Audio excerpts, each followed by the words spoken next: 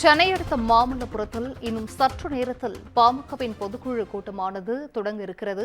பொதுக்குழு தொடர்பான வழக்கு தள்ளுபடி செய்யப்பட்ட நிலையில் அன்புமணி தலைமையில் இந்த பொதுக்குழுவானது கூட இருக்கிறது. பொதுக்குழுவில் பங்கேற்பதற்காக மாநிலத்தின் பல்வேறு பகுதிகளில் இருந்தும் ஏராளமான பாமகவினர் வருகை புரிந்து வருகிறார்கள்.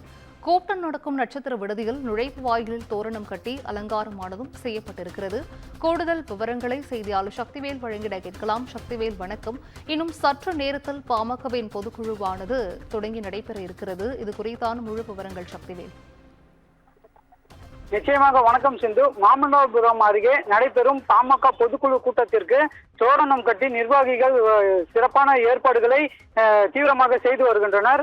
செங்கல்பட்டு மாவட்டம் மாமல்லபுரம் தனியார் நட்சத்திர விடுதியில் பாமக தலைவர் அன்புமணி ராமதாஸ் தலைமையில் பொதுக்குழு கூட்டம் இன்று காலை 11 மணி அளவில் துவங்கி பொதுக்குழு பங்கேற்பதற்காக துவங்குகிறது. இந்த பொதுக்குழுவில் பங்கேற்பதற்காக தமிழகம் முழுவதும் உள்ள பல்வேறு பகுதிகளிலிருந்து பாமகவினர் இந்த விடுதிக்கு, அதாவது கூட்டம் நடைபெறும் விடுதிக்கு வந்த வண்ணம் உள்ளனர்.